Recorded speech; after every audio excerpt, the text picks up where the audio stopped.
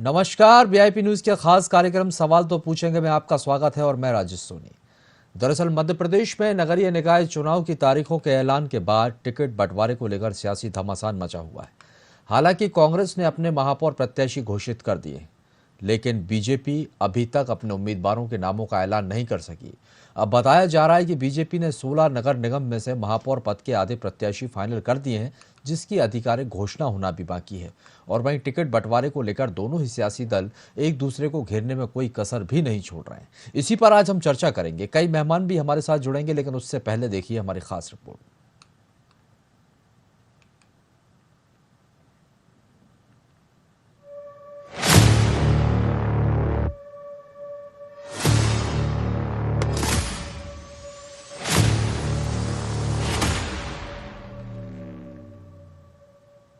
MP शहर सरकार की लड़ाई दिन ब दिन काफी दिलचस्प होती जा रही है।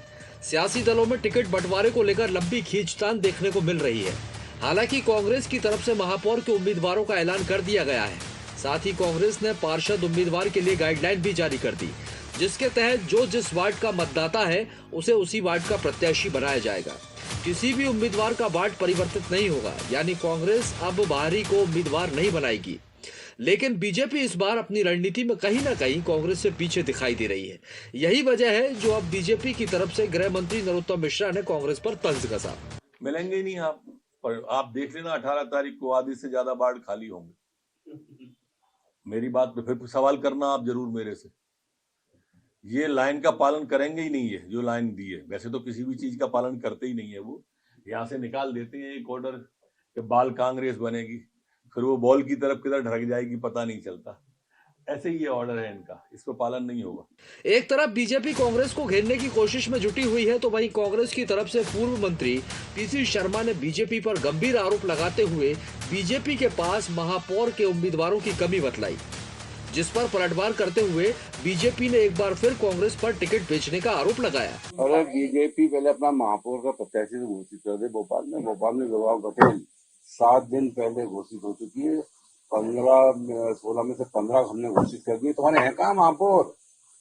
तुम्हारे पास महापौर कैंडिडेट नहीं है, कोई लड़ने को तैयार नहीं है। विधायकों को ढूंढ रहे हो, वार्डों के अंदर घमासान मची हुई है। बाकी कोहराम सिंधिया जी ने वहां जाके मचा दिया है। उठ के नरेंद्र सिंह तोमर निकल गए। आपकी गृह मंत्री की चल नहीं रही है, दतिया तक में चल नहीं रही है। तो ये इतना बयान के अलावा बचा क्या है? ये बयान छोड़ो, सड़कों पर निपटेंगे। देखिए, कांग्रेस में तो आसान है, जिसके पास माल है उसका टिकट है, इसलिए कोई बहुत बड़ी बात नहीं है। भारतीय जनता पार्टी को तो जीतने के लिए चुनाव लड़ना है ना, तो हमारे पास 18 तारीख तक का समय है। 18 तारीख तक मान के चलिए सारे टिकट हम लोग बांट चुके होंगे। बैठकों का दौर काफी हो गया है।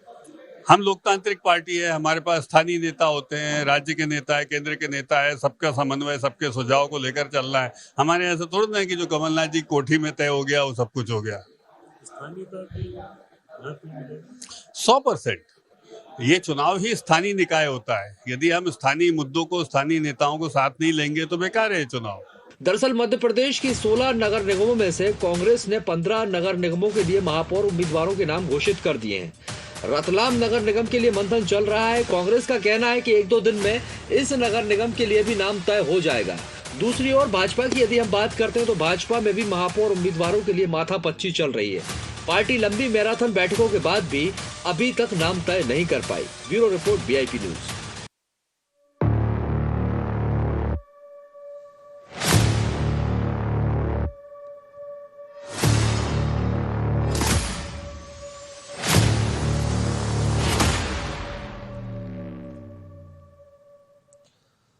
तो जिस तरह से देखा कि निकाय चुनाव की तारीख नज़दीक आती जा रही है, लेकिन अभी तक टिकटों को लेकर राजनीतिक दलों में लगातार खींचतान देखने को मिल रही है।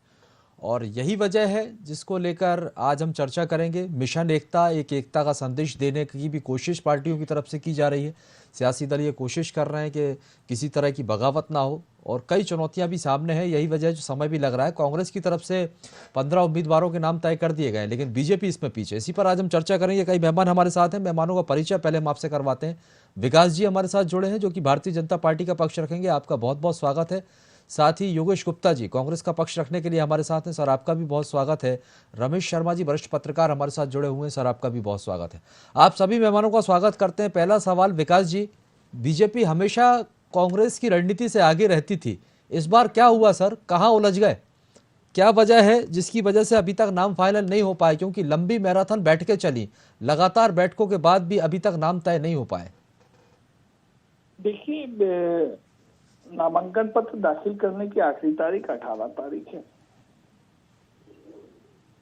लगातार चर्चाएं होना आवश्यक है, इसलिए चर्चाएं चल रही हैं। 18 तारीख तक काफी वक्त है, हम नाम डिक्लेयर करेंगे। और भारतीय जनता पार्टी का तो इतिहास है, आप गत 3, 4, 5 नगर पालिका के चुनाव देख लीजिए। सुव्यवस्थित ढंग से हमारे व्यक्ति, हमारे कार्यकर्ता चुनाव लड़ने जाते हैं, उन्हें पार्टी सिंबल अलॉट किया जाता है, विधि पूर्वक अलॉट किया जाता है। कांग्रेस जैसा नहीं है कि जो जीत गया वही हमारा पट्टा हो जाएगा। इस लाइन पे तो कांग्रेस कई बार नगर पालिका के, नगर निगम के चुनाव लड़ चुकी है। तो मुझे लगता है कि ये सवाल कांग्रेस से ही पूछा जाना चाहिए कि वो क्या मशक्कत कर रहे हैं। देखिए, हमारे यहाँ सिंबल चुनाव लड़ता है, कार्यकर्ता का नाम उस मामले में गौण है।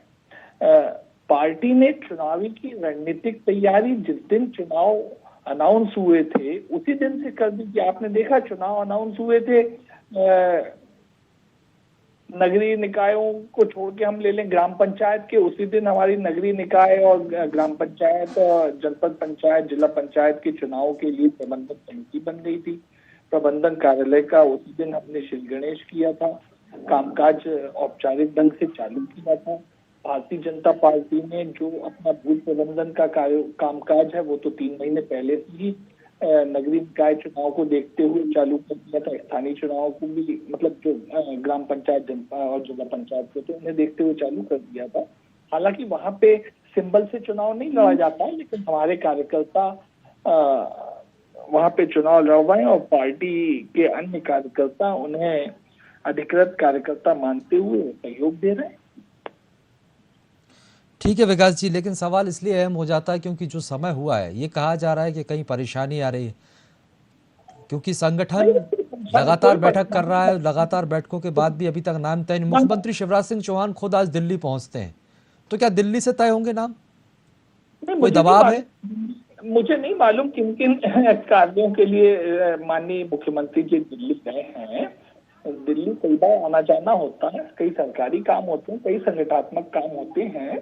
देखिए, मैं एक बात कह दूं, भारतीय जनता पार्टी में विचार विमर्श की एक पूरी पद्धति और प्रणाली है। आपने देखा होगा कि हमारे यहाँ विचार विमर्श के लिए मंडल स्तर की कमेटी बनाई गई, फिर जिला स्तर पे समिति बनी है, उसके नाम अनाउंस हुए औपचारिक रूप में। इसके बाद में संभाग स्तरीय एक कमेटी बनाई गई है, और फिर इसके बाद में प्रदेश स्तरीय बॉडी है जो टिकट फाइनल करती है। हर स्तर के ऊपर एक क्राइटेरिया बनाया जाता है, उस अनुरूप नाम निकाले जाते हैं। किन्हीं स्तर के नामों का फाइनलाइजेशन संभागीय स्तर की कमेटी करेगी, किन्हीं का जिला स्तरीय कमेटी करेगी और किन्हीं का प्रदेश स्तर पे होगा। तो हमारा तो हर चीज वेल डिफाइंड है इस मामले में, इसलिए ना कोई हड़बड़ी की आवश्यकता है, ना हड़बड़ी में हम हैं। सर, तारीखें नजदीक आ रही हैं, 18 तारीख को तो नामांकन वापसी की डेट आ जाएगी। ठीक है, अभी 18 तारीख। योगेश गुप्ता जी कुछ कहना चाह रहे हैं, जवाब देना चाह रहे हैं। योगेश जी, हरदम चुनाव के लिए तैयार है। देखिए राजेश जी, माननीय कमलनाथ जी हमेशा की तरह इस बार भी फ्रंट फुट पे ही उन्होंने शॉट मारा है। 15 चौके महापौर के रूप में प्रदेशवासियों को दिए और सभी एक से बढ़कर एक प्रत्याशी हैं, जिसमें सर्वाधिक युवा चेहरों को स्थान दिया गया है। तो ये जो पट्टेबाज का आरोप लगाते हैं, वो कहते हैं ना, जाकी रही भावना जैसी, प्रभु मुहूर्त देखी थी जैसी। चंदाखोर पार्टी के लोग हमेशा रुपए और चंदे की ही बात करेंगे, तभी तो इनका पार्टी का फंड 8 साल में 9,000 करोड़ रुपए हो जाता है। कभी समर्पण निधि के नाम पर चंदा, कभी आयोजनों के नाम पर चंदा उगाई। यही एकमात्र उद्देश्य है भारतीय जनता पार्टी और उसके नेताओं का। चंदा उगाओ, अपने महल बनाओ, 500 से ज्यादा कार्यालय पूरे इंडिया में बनाओ। ये आज का विषय नहीं है, चूंकि कुछ लोगों ने इस पर वक्तव्य दिया है, इसलिए इसको मेंशन करना जरूरी था। 125 साल पुरानी कांग्रेस पार्टी का टोटल कनेक्शन 498 करोड़ रुपए और मात्र 8 साल में मोदी जी के पर्दापरण के बाद 9,000 करोड़ रुपए से ज्यादा चंदा हो गई। तो कौन सी पार्टी आज पैसा खा रही है, कौन सी पार्टी भ्रष्टाचार को अंजाम दे रही है, भ्रष्टाचार के नाम पर काले धन को सफेद धन कौन सी पार्टी कर रही है, पूरी देश और प्रदेश की जनता देख रही है। माननीय कमलनाथ जी के प्रशासनिक और राजनीतिक अनुभव की जितनी प्रशंसा की जाए उतनी कम है। उसका कारण है कि इस बार टिकट वितरण में महापौर के टिकट वितरण हो गए हैं, हमारे 15 नाम डिक्लेयर, एक जो रतलाम सीट है वो भी कल तक शाम तक डिक्लेयर हो जाएगी और पूरे वार्डों के प्रत्याशियों के नाम भी 15 तारीख से पहले 14 मोस्ट प्रोबेबली 14 की शाम तक डिक्लेयर कर दिए जाएंगे। मजाल है कहीं से कोई विरोध का स्वर उठाओ, कहीं कोई इस प्रकार की कोई घटनाक्रम घटित हुआ हो। आरोप कांग्रेस पर लगाते थे भारतीय जनता पार्टी के नेता कि गुटों में बटी हुई कांग्रेस, गुटों में बटी हुई भारतीय जनता पार्टी। प्रत्यक्ष प्रमाण है, 4 दिन में 7 से ज्यादा बैठकें, मैराथन बैठकें, बावजूद इसके एक प्रत्याशी का भी सिंगल नाम डिसाइड नहीं कर पाए। शिवराज जी को अनुमोदन करने के लिए दिल्ली जाना पड़ा। परिवारवाद के ऊपर आरोप लगाने वाले मोदी जी आज पार्टी के ऊपर कब्जा कर चुके हैं। मोदी और अमित शाह की बिना मंजूरी के पत्ता नहीं हिलता इस भारतीय जनता पार्टी में।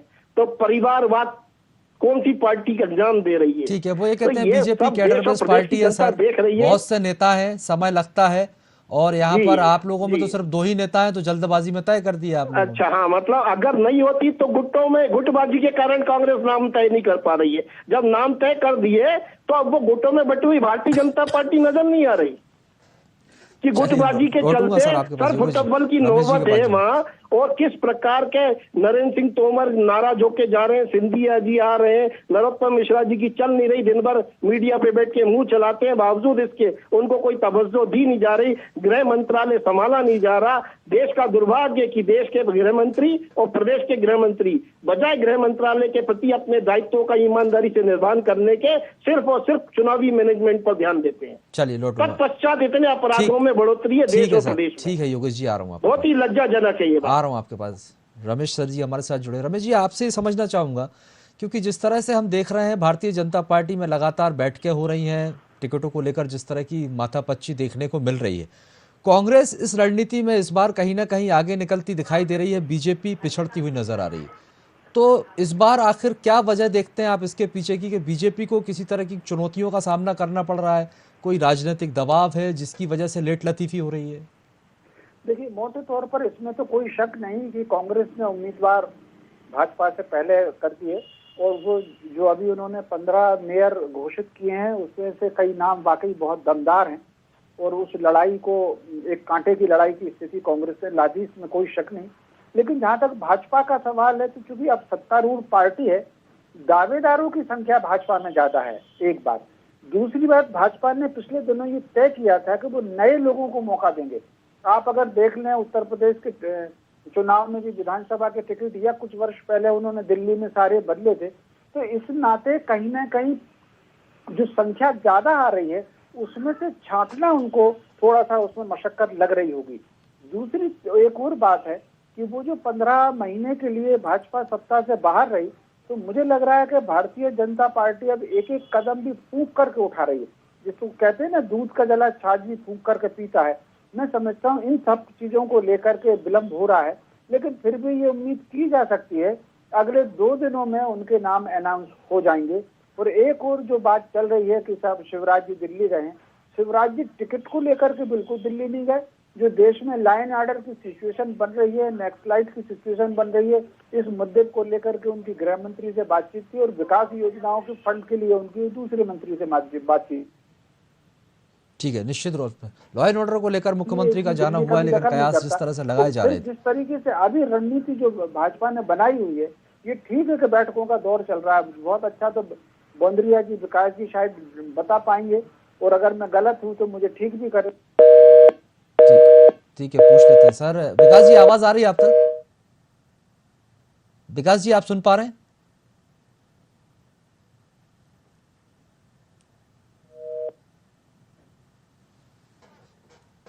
चलिए एक बार फिर मैं रमेश जी से ही एक सवाल लेना चाहूंगा। रमेश जी, सर आवाज पहुंच रही है आप तक? लगता है तकनीकी खराबी के चलते हमारे मेहमानों से हमारा संपर्क टूट गया। एक बार फिर जुड़ने की कोशिश करेंगे। तो बहरहाल जिस तरह से आप देख रहे हैं कि निकाय चुनाव सरकार के लिए साख का सवाल भी है, और यही वजह है कि पूरे दमखम के साथ राजनीतिक दल जो हैं वो जुटे हुए हैं। दोनों ही राजनीतिक दलों की साख का सवाल है, लेकिन जो रणनीतियां हैं दोनों ही राजनीतिक दलों की अपनी अपनी रणनीतियां हैं। कांग्रेस की तरफ से एक रणनीति है कि उन्होंने अपने महापौर के जो उम्मीदवार हैं 15 घोषित कर दिए, 16 निगमों के महापौर घोषित करने हैं, और इस रणनीति में कांग्रेस कहीं ना कहीं आगे निकलती हुई नजर आई। चलिए विकास जी हमारे साथ जुड़ गए। विकास जी, आपसे ये समझना चाहेंगे कि जो बैठकें हुई हैं और जिस तरह से अभी रमेश जी ने जिक्र किया है, क्योंकि 2018 में जो हुआ वो फिर ना हो, इसलिए भारतीय जनता पार्टी फूंक फूंक कर कदम रख रही है, और क्या आने वाले समय में या जल्द से जल्द 1-2 दिन में ही प्रत्याशियों का ऐलान हो सकता है? मैंने कहा ना आपको कि 18 तारीख का वक्त होता है, उसके पूर्व पार्टी नाम अनाउंस करेगी और हमारे सभी कैंडिडेट विभिन्न पार्षद उम्मीदवार के रूप में और महापौर उम्मीदवार के रूप में अपना पर्चा दाखिल। जी हेलो, ठीक है। एक सवाल और मैं यहाँ पर करना चाहूंगा। एक बार बार ये बात कही जा रही है कि कई दिग्गज नेता हैं अपने अपने समर्थकों को टिकट दिलवाना चाह रहे हैं, और इस बार सबसे बड़ा सवाल उठ रहा है सिंधिया फैक्टर को लेकर, क्योंकि कुछ जो नेता हैं जो सिंधिया जी के साथ वहां पर पहुंचे हैं वो पूर्व कांग्रेस ही रहे। इनको एडजस्ट करने में कोई परेशानी वहां पर जा रही है, ये भी एक बड़ी वजह है क्या? देखिए, आज की तारीख में वर्तमान जो भी भारतीय जनता पार्टी का सदस्य है उन सभी को उम्मीदवार बनने की अहर्ता है, और इनमें से ही कोई कैंडिडेट चुना जाएगा। मुझे लगता है कि भारतीय जनता पार्टी में किसी भी ढंग से इस तरह की बातें कभी आती नहीं। सामंजस्य विभिन्न स्तर पे कमेटियां बनी हुई हैं, वे नाम निकाल रही हैं कि कौन बेहतर उम्मीदवार हो सकता है, और इसके साथ में पार्टी समय समय के ऊपर अलग अलग क्राइटेरिया बनाती भी रहती है। ये कांग्रेस की तरफ से अभी योगेश जी आरोप लगा रहे थे कि सिंधिया जी आते हैं और तोमर जी नाराज होकर चले जाते हैं, इस तरह के गंभीर आरोप। तो एकजुटता नहीं है, नाराजगी है, क्या वजह है? सामंजस्य की कमी है? अभी योगेश जी ने ये आरोप लगाया था। योगेश जी की बात का खंडन करता हूं, उनसे निवेदन करता हूं कि कृपया करके किसी तरह के भ्रम फैलाने की कोशिश ना करें, अपनी लाइन को बड़ा करें, अपने राजनीतिक दल को मजबूत बनाने का प्रयास करें। प्रतिपक्षी दल के ऊपर इस ढंग की छींटाकशी करने से उन्हें क्या हासिल होगा? ठीक है योगेश जी, किसी हाथ नहीं लगा, ना पहले हाथ लगा है ना अब लगा। गुटबाजी प्रत्यक्ष तौर पर भारतीय जनता पार्टी में स्थापित हो चुकी है, और मार्च 2020 के बाद जब से सिंधिया जी का बीजेपी में पर्दापरण हुआ है, वहां जाने के बाद चाहे संगठनात्मक कसावट को लेकर बात की जाए या निगम मंडलों की नियुक्ति में, हर मामले में सिंधिया जी का हस्तक्षेप दिन प्रतिदिन बढ़ता गया है। वही एक कारण है कि उसके वजह से न ग्वालियर चंबल संभाग की कोई टिकट डिक्लेयर हुई, न मालवा संभाग की, बल्कि इंदौर में मंडोला कर दिया, यहाँ पर कृष्णा गौर जी ने चुनाव लड़ने से मना कर दिया। तो माननीय कमलनाथ जी ने इस बार अपने अध्यक्षीय कार्यकाल में जो अनुशासन की एक मिसाल कायम की है कि इतने सारे प्रत्याशी डिक्लेयर होने के बाद भी विरोध के स्वर नहीं है। दूसरा 12 तारीख का जो एक लेटर है उसमें हमारे कार्यकर्ताओं को नहीं, ये फैसला कमलनाथ जी ने बाद में लिया क्या? योगेश जी एक सवाल सुन लीजिए। योगेश जी एक सवाल सुन लीजिए सर मेरा। एकजुटता की बात कर रहे हैं, अभी पिछले सोमवार को जो हुआ था कार्यालय में टिकट बंटवारे को लेकर सर फड़ोबल देखने को मिला था, उसके बाद ये फैसला कमलनाथ जी को लेना पड़ा? नहीं, कोई सर फितरबंद वाली कोई बात नहीं है। कमलनाथ जी के बगले पे आज भी 5,000 लोगों की रोज भीड़ मिल रही है, और वो पूरे पेशेंस और सब्र के साथ हर व्यक्ति के आवेदन ले रहे हैं और खुद स्वयं उसका निरीक्षण करने के पश्चात प्रत्याशी फाइनल किए जा रहे हैं। तो कमलनाथ जी पूरी तरह से पार्षद और निगम मंडल के चुनाव में पूरी गंभीरता के साथ सक्रिय है और निश्चित रूप से इसका फायदा आने वाले इन चुनावों में कांग्रेस पार्टी को मिलेगा। वहीं दूसरी तरफ देगा मंडल और वार्डों के चुनाव अगर भारतीय जनता पार्टी हारती है तो मिशन 2023 से पहले शिवराज जी की कुर्सी 101% जाएगी। और इसी सब चक्कर में ये दिल्ली के बार बार चक्कर लगा रहे हैं, हर हफ्ते शिवराज जी चक्कर लगा रहे हैं। तो क्या उसके लिए हर हफ्ते बजट मांगने जाना पड़ता है क्या उनको? जैसा कि आदरणीय रमेश जी ने बोला, सीधे तौर पर बात यह है कि ना उनसे मुख्यमंत्री का पद संभल रहा है, ना प्रदेश में लॉ एंड ऑर्डर की स्थिति ठीक है, ना ही आदिवासी और दलितों पे अत्याचार के मामलों में कोई कमी आई है, ना ही कुपोषण पर कोई काम हुआ, ना ही स्वास्थ्य सेवाओं पर कोई काम हुआ। वार्ड स्तर, स्थानीय निकाय के चुनाव स्थानीय स्तर पर होते हैं और पूरे वार्डों में जो गंदगी का इस समय सराबोर है और जो नदी नालों का मेंटेनेंस नहीं किया गया है। अभी मानसून सत्र में ये चुनाव आयोजित किए जा रहे हैं, जगह बीजेपी की तरफ से लगाया गया। ये मानसून हितेश वाजपेयी जी बीजेपी के प्रवक्ता थे, उन्होंने आरोप लगाए थे आप लोगों के यहाँ टिकट बेचे जा रहे हैं। जी देखिए, जो जैसा करता है 33 करोड़ में विधायक खरीद कर सरकार बनाने वाले लोग, उनको चारों तरफ पैसे की हरियाली के सिवा कुछ भी नजर नहीं आता है। ना तो इन्होंने 17-18 साल में प्रदेशवासियों का उत्थान किया, ना ओबीसी वर्ग का कोई कल्याण किया, ना हमारा किसान समृद्ध बना, ना हमारे युवाओं को रोजगार दिया, ना उसका स्वाभिमान बढ़ाया, ना ही कन्या हमारी लाडली लक्ष्मी आत्मनिर्भर बनी। तो ये इस प्रकार शिवराज जी की जो कार्य प्रणाली है, प्रदेशवासी भली भांति परिचित है और वार्ड और स्थानीय निकाय चुनाव में ये बात नजर आई। ठीक है, विकास जी कुछ कह रहे हैं क्या? जी मैं कह रहा हूँ, देखिए योगेश गुप्ता जी की वाणी में कितना विरोधाभास है। ये कह रहे हैं हमारे महापौर के टिकट बढ़ चुके हैं और 5000 लोग रोज कमलनाथ जी से टिकट के लिए मिल रहे हैं और कमलनाथ जी सबसे भेंट कर रहे हैं। वहीं आपके कार्यालय में तो सन्नाटा है ना साहब, बीजेपी कार्यालय में सन्नाटे पस रहे हैं, वहाँ आप लोगों की सुनवाई नहीं हो रही है। नेता मैराथन बैठकें कर रहे हैं, कमरों के अंदर कमरा बंद बैठकें हो रही हैं। आपका कार्यकर्ता, आपका जो मूल पदाधिकारी, चलिए तो हर राजनीतिक दल की अपनी जमावट होती है सर, बैठकें होती माध्यम से पार्टी संचालित हो रही है, सुझाव लिए जाते हैं, रायशुमारी होती है, सबकी अपनी अपनी तैयारी होती है। रमेश जी के पास आऊंगा। रमेश जी, सर आपसे ये समझना चाहूंगा कि सिंधिया फैक्टर, देखिए पहली बार चुनाव में ऐसा दिख रहा है और शायद कहीं ना कहीं ये कयास लगाए जा रहे हैं, ये भी एक बड़ी वजह मानी जा रही है। आपको लगता है ये फैक्टर की वजह से लेट लतीफी हो रही है? क्योंकि ग्वालियर चंबल में पेच फंसता हुआ दिखाई दे रहा है। देखिए, सिंधिया फैक्टर के वजह से लेट लतीफी तो मुझे नहीं दिख रही। ये ठीक है कि कुछ सीटों पर सिंधिया जी के सुझाव आए होंगे, जैसे मान लीजिए भोपाल नगर निगम में 1 या 2 वार्डों में उनका सुझाव आया, लेकिन कुल मिलाकर के जो मुझे जो लगता है कि उन्होंने कहीं ना कहीं संगठन के ऊपर सारा छोड़ा हुआ है। लेट लतीफी किसी व्यक्ति के कारण या किसी सेक्टर के कारण नहीं, बल्कि बहुत ज्यादा दावेदारों के और नए लोगों की तलाश में, क्योंकि अगर उनको कुछ पुराने लोगों को डिक्लेयर करना होता तो वो अब तक कर चुके होते। और आप ये देखेंगे 60 से 70% जो टिकट जो मिलने वाले हैं भाजपा में, जो मुझे लग रहा है, मेरा अनुमान है, हो सकता है कितना सही कितना गलत हो, 60 से 70% नए लोगों को मिलेगा और युवा लोगों को मिलेगा। तो नए और युवा लोगों की तलाश के कारण मुझे लग रहा है इसमें देर हो रही है। नए लोगों को दे दी कांग्रेस पार्टी ने, कमलनाथ जी ने। ठीक है जी, 15 में से 9 नए लोगों को टिकट दिए कमलनाथ जी ने, बल्कि पूरे 15 ही कह लीजिए आप। तो ठीक है सर, रतलाम में पेच फंसा हुआ, ये भी सबको पता है क्यों फंसा हुआ है।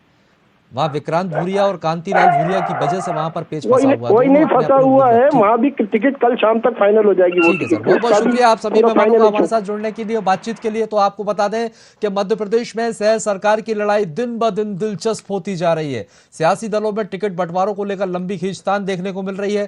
कांग्रेस की तरफ से 15 निगम में महापौरों के टिकट जारी कर दिए गए, तो वहीं बीजेपी इसमें पीछे दिखाई दे रही। बीजेपी का कहना 1-2 दिन में टिकट जारी कर दिए जाएंगे। अब देखना होगा किसे मौका मिलता है भारतीय जनता पार्टी में, कौन होंगे वो चौंकाने वाले नए चेहरे, देखना बहुत दिलचस्प होगा। फिलहाल के लिए बहुत बहुत शुक्रिया और आगे की खबरों के लिए आप लगातार बने रहिए VIP न्यूज के साथ।